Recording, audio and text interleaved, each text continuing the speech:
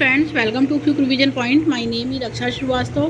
Friends, आज हम बाल विकास एवं शिक्षा शास्त्र चाइल्ड डेवलपमेंट एंड पेडागोजी के इंपॉर्टेंट क्वेश्चन को डिस्कस करेंगे, जो कि फ्रेंड एग्जाम के लिए इंपॉर्टेंट है। ओके, इंपॉर्टेंट मॉक टेस्ट हैं और आगे भी एग्जाम के लिए इंपॉर्टेंट है। ये है कि विकास एक समान होता है, तो ये गलत है, क्योंकि विकास एक समान नहीं। विकास जो होता है वो मल्टी डायमेंशनल प्रोसेस है। Development is a multi dimensional process. Okay, B है कि विकास बिल्कुल अप्रत्याशित हो, तो ये भी गलत है। विकास जो होता है प्रत्याशित होता है। सी क्या है, विकास में व्यक्तिगत विभिन्नताएं होती हैं, तो ये यस, ये करेक्ट है कि डेवलपमेंट में जो होता है इंडिविजुअल डिफरेंसेस होता है।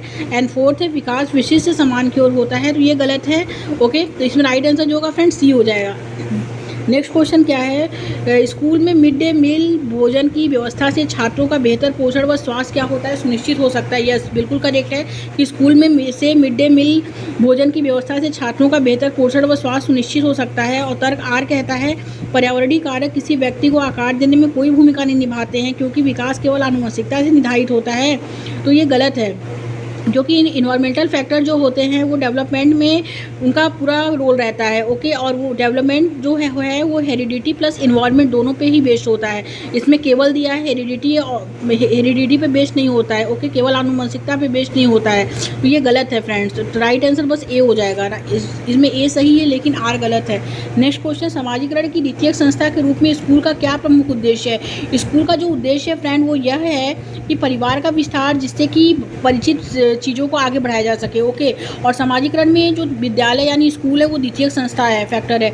सेकेंडरी फैक्टर है, और प्राइमरी फैक्टर जो है, प्राथमिक कारक जो है वो परिवार है, तो इसमें राइट आंसर डी हो जाएगा। आगे देखते हैं, जीन पियाजे के सिद्धांत में इस प्रक्रिया को क्या कहते हैं जब कोई बच्चा मौजूदा स्कीमा के संदर्भ में नई वस्तुओं या घटनाओं को देखता है। तो जीन पियाजे का जो है कॉग्निटिव डेवलपमेंट ऑफ थ्योरी है, संज्ञानात्मक विकास का सिद्धांत। इसमें उन्होंने स्कीमा को क्या बताया। स्कीमा क्या है, स्कीमा जो है, अगर बच्चे को आप कोई इमेज दिखाते हैं, जैसे आप बच्चे को घोड़े की इमेज दिखाए, ओके, तो वो घोड़े की इमेज उसके माइंड में जो बैठ गई, तो वही माइंड में घोड़े की इमेज बैठना ही स्कीमा है। ओके, तो ए है समावेशन, बी है संगठन, सी है अनुकूलन, डी है पार्ट। राइट आंसर ए हो जाएगा फ्रेंड, समावेशन है।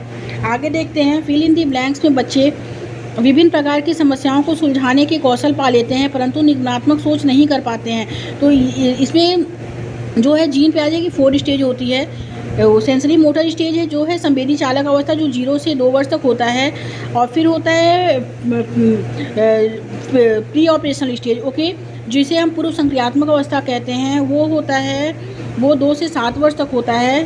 ये जीन पियाजे की सेकंड स्टेज है। थर्ड जो होता है मूर्त संक्रियात्मक अवस्था होता है, जिसे हम कहते हैं, जो 7 से 12 वर्ष तक होता है। और फोर्थ होता है फॉर्मल ऑपरेशनल स्टेज, जिसे हम अमूर्त संक्रियात्मक अवस्था कहते हैं, वो 12 प्लस होता है। तो मूर्त संक्रियात्मक अवस्था में बच्चे जो होते हैं विभिन्न प्रकार की समस्याओं को सुलझाने के कौशल पा लेते हैं, परंतु निगमनात्मक सोच यानी क्रिएटिविटी थिंकिंग जो है वो नहीं कर पाते हैं। ओके, तो ये जो कर पाते हैं ये फ्रेंड किशोरावस्था यानी कि जीन पियाजे की 4th स्टेज में कर पाएंगे। तो इसमें जो राइट आंसर होगा ये सेकंड होगा, क्योंकि इसमें क्या दिया कि विभिन्न प्रकार की समस्या सुलझा लेते हैं लेकिन निगमनात्मक सोच नहीं कर पाते हैं, तो ये जीन पियाजे की 3rd स्टेज यानी कि मूर्त संक्रियात्मक अवस्था में होगा। ओके, नेक्स्ट क्वेश्चन देखेंगे फ्रेंड, कोहलबर्ग के अनुसार नैतिक विकास के पूर्व पारंपरिक स्तर की क्या विशेषता है। तो उसकी विशेषता यह है फ्रेंड, कोहलबर्ग जो है वो मॉरल डेवलपमेंट ऑफ थ्योरी दिए हैं, उसमें उन्होंने 3 स्तर बताए हैं, पारंपरिक, पूर्व पारंपरिक, उत्तर पारंपरिक। ओके, इसमें उन्होंने बताया कि अच्छा या बुरा नियमों के पालन या अवज्ञा के परिणामों से निर्धारित होता है। ओके, तो राइट आंसर इसमें बी हो जाएगा। नेक्स्ट क्वेश्चन देखेंगे फ्रेंड्स, वायगोस्की के सामाजिक सांस्कृतिक सिद्धांत में विश्वास रखने वाली एक शिक्षिका।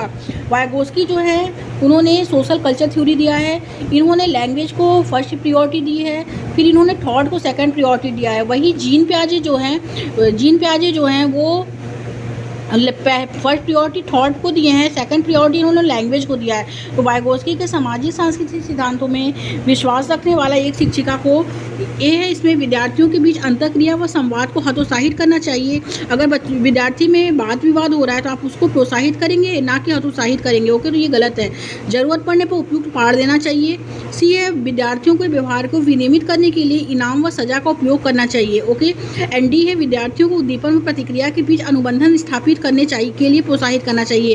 तो वायगोस्की के अकॉर्डिंग जरूरत पड़ने पर उन्हें उपयुक्त पाठ देना चाहिए। पाठ यानी एक सहारा होता है, एक सीढ़ियों में मदद होती है कि अगर बच्चा कोई कुछ सीख रहा है, कुछ कर रहा है, तो अगर शिक्षिका उसे पाठ यानी एक सहारा या एक इशारा देती है, छोटा सा सीढ़ीनुमा मदद होता है, तो बच्चा उससे और वो कार्य को आगे करता है। ओके, तो राइट आंसर जो एक सहारा देना इसका मतलब होता है।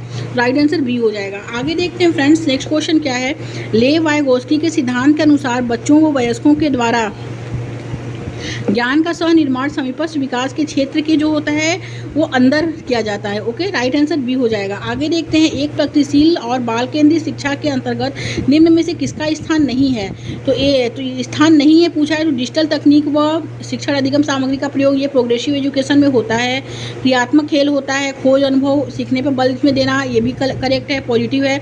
लोकतांत्रिक व स्वतंत्र अभिव्यक्ति के साथ छात्रों की सक्रिय भागीदारी ये भी करेक्ट है। बट केवल संरक्षित पाठ्यक्रम समाप्ति पर बल केवल क्या है, ये निगेटिव है, पाठ्यक्रम निगेटिव है, तो ये गलत हो जाएगा। ओके, तो राइट, क्योंकि क्वेश्चन निगेटिव पूछा है तो आंसर निगेटिव होगा, राइट आंसर सी हो जाएगा।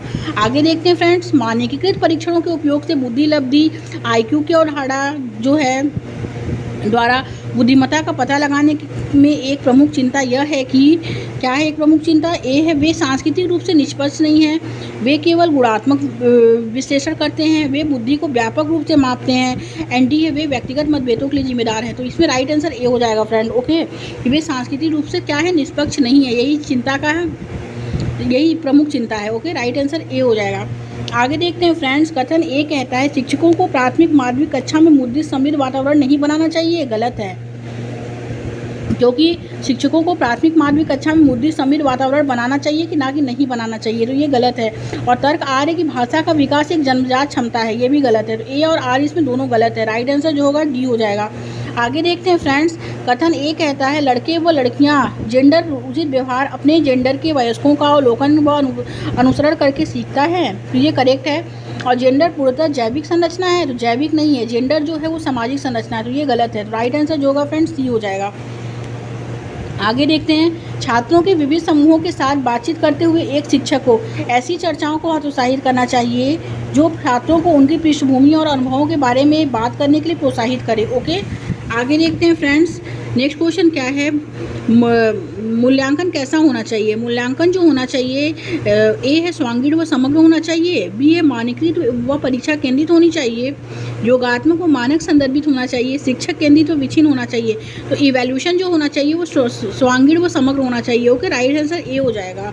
आगे देखते हैं फ्रेंड्स, निम्न में से कौन से अभिलक्षण एक समालोचनात्मक विद्यार्थी के नहीं है पूछा है इसमें। ओके, तो खुली मानसिकता व जिज्ञासु प्रवृत्ति ये तो करेक्ट है।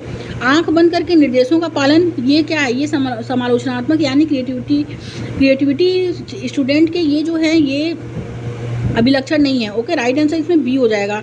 स्पष्टीकरण के लिए प्रश्न पूछना करेक्ट है। स्रोतों की विश्वसनीयता का आकलन ये भी राइट है। नेक्स्ट क्वेश्चन, निम्न में से क्या एक समावेशी कक्षा जिसमें प्रत्येक बच्चे की विशिष्ट जरूरतों के अनुरूप लचीले अधिगम में सहायक है, तो वो क्या है, वो है सीखने का सार्वभौमिक अविकल्प। ओके, राइट आंसर सी हो जाएगा। आगे देखते हैं, विविध शिक्षार्थियों के समूह में शिक्षकों को बहुसांस्कृतिक शिक्षा का अभ्यास किस तरह करना चाहिए, तो किस तरह आप करेंगे। एक समान और मानकीकृत पाठ्यक्रम सुनिश्चित करके, मानकीकृत क्या है, ये निगेटिव है, ये गलत। एक समान और मानकीकृत आकलन सुनिश्चित कर फिर मानकीकृत आ गया, तो ये भी गलत, निगेटिव है।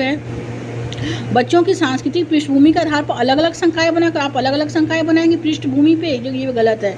कक्षा का ऐसा लोकाचार बनाना चाहिए जहां हर बच्चा अपनेपन की भावना महसूस कर सके। ओके, तो ये क्या है, ये पॉजिटिव है, राइट आंसर डी हो जाएगा। नेक्स्ट क्वेश्चन, सुनीता एक ही गति कार्य को कई बार दोहराती है तथा उसे दोस्त बनाने की में बेहद कठिनाई होती है, जबकि वह चीज़ों को बहुत बारीकी से परखने की समझ रखती है। यह किसके विशिष्ट अभिलक्षण है, तो ये स्वालीनता के विशिष्ट अभिलक्षण है। ओके, राइट आंसर ये हो जाएगा फ्रेंड्स। आगे देखते हैं, कौन सा उदाहरण जो है सहायकी तकनीकी का इस्तेमाल करते हुए विद्यार्थियों को सुनने में मदद करेगा, तो कौन सा है इसमें, वो है ध्वनि प्रवर्धक। राइट आंसर सी हो जाएगा। निम्नलिखित में से रचनात्मकता की महत्वपूर्ण विशेषता कौन सी है, वो है अभिसारी सोच है, विचारों की मौलिकता है, लचीलापन है। अपसारी सोच नहीं, ये गलत है, तो राइट आंसर ए हो जाएगा। आगे देखते हैं, प्रभावशाली अधिगम के लिए शिक्षकों को सुनिश्चित करना चाहिए कि शिक्षण गतिविधियां विद्यार्थी के पूर्व ज्ञान पर आधारित हों व उसे आगे बढ़ाएं। ओके, राइट आंसर जो होगा फ्रेंड ए हो जाएगा। बच्चों में व्यक्तिगत अवधारणा कैसी होती है, तो ए है उनकी आत्मकेंद्रिता तथा तर्कशून्य सोच को दर्शाती है। बी है केवल उच्च बुद्धि लब्धि वाले विद्यार्थियों में पाई जाती है, तो ये गलत है। सी है सीखने की प्रक्रिया में बाधा डालती है तथा उन्हें दंडित करना चाहिए। एंड डी है बच्चों की अपने आसपास की घटनाओं के बारे में बनाए गए सह सिद्धांतों को दर्शाती है। तो करेक्ट आंसर जो होगा इसमें डी हो जाएगा फ्रेंड्स। नेक्स्ट क्वेश्चन देखेंगे, शिक्षक प्रभावी समस्या समाधान को प्रोत्साहित कर सकते हैं, तो वो बच्चों को सहज अनुमान लगाने के लिए प्रोत्साहित कर सकते हैं। ओके, राइट आंसर जो होगा बी हो जाएगा। आगे देखते हैं फ्रेंड्स, एक कम उपलब्धि वाले बच्चे के एक अच्छा शिक्षक के रूप में आपको निम्नलिखित में से कौन सी रणनीति सबसे अधिक उपयोगी लगती है? तो वो यह है फ्रेंड कि विद्यार्थी को उसकी कम उपलब्धि पर एक लंबा व्याख्यान देना। बी है उसकी कम उपलब्धि के कारणों की पहचान करने का प्रयास करना और अल्पकालिक कर सकने योग्य लक्ष्य निर्धारित करना। सी है स्कूल प्रबंध को आवश्यक कदम उठाने के लिए कहना, जैसे कम उपलब्धि वाले छात्रों के लिए एक अलग संकाय बनाना। डी है बच्चों के माता पिता को बताना और उन्हें बताना कि उनके बच्चों में कोई क्षमता नहीं है, इसलिए वे बच्चों को एक अलग समूह में डाल दे। तो राइट आंसर जो होगा इसमें बी हो जाएगा फ्रेंड्स। ओके, नेक्स्ट क्वेश्चन, बच्चों में अवधारणात्मक समझ को सक्षम करने के लिए इनमें से कौन सी महत्वपूर्ण गतिविधि है? वो है संवाद। राइट आंसर ए हो जाएगा। आगे देखते हैं, राष्ट्रीय शिक्षा नीति 2020 के अनुसार अनुभवात्मक अधिगम को सभी चरणों में अपनाया जाएगा। अनुभवात्मक अधिगम के संदर्भ में क्या सत्य नहीं है? फर्स्ट है छात्रों की अपेक्षा शिक्षक को शिक्षण अधिगम प्रक्रिया में अधिक जो है सक्रिय बनाता है एंड पूरी तरह से पारंपरिक किताबी ज्ञान को बढ़ावा देने पर आधारित है। पहला और तीसरा इसमें राइट हो जाएगा, तो राइट आंसर बी है। नेक्स्ट क्वेश्चन, निम्नलिखित में से कौन सी भावना सार्थक सीखने की प्रक्रिया को सुगम बनाती है? तो वो है उत्तेजना। ओके, नेक्स्ट क्वेश्चन देखेंगे फ्रेंड, बच्चे किस प्रकार सबसे बेहतर सीखते हैं? तो बच्चे जो है वो निष्क्रिय अनुकरण से नहीं सीखते हैं बेहतर, वेधन और प्रत्यास्मरण से भी नहीं, ये गलत है, निगेटिव है। रटकर स्मरण ये भी निगेटिव, निर्देशित खोज से बच्चे सबसे बेहतर सीखते हैं। राइट आंसर डी हो जाएगा। नेक्स्ट क्वेश्चन देखेंगे, निम्न में से कौन सा उच्च स्तरीय कौशल है जिसमें अपनी सोच के बारे में सोचना चाहिए? तो ए है प्रत्याहार, बी है अनुबंधन, सी है अधिसंज्ञान, एंड डी है पुनरावृत्ति। तो राइट आंसर जो होगा फ्रेंड्स इसमें डी हो जाएगा, पुनरावृत्ति। Okay, next and last question देखेंगे फ्रेंड्स कि शिक्षक बच्चों को आंतरिक रूप से अभिप्रेरित होने के लिए क्या कर सकते हैं? आंतरिक रूप से अभिप्रेरित कैसे होता है बच्चा? अनुबंध के तरीकों का प्रयोग करेंगे या उचित पुरस्कार देना, ये तो बाहरी रूप से है। दंड का प्रयोग ये भी बाहरी है, ये दंड का प्रयोग क्यों करेंगे आप? अभी आंतरिक रूप से विद्यार्थियों की अभिरुचि को ध्यान में रखना। ओके, राइट आंसर इसमें डी हो जाएगा friends. Okay, thank you friends.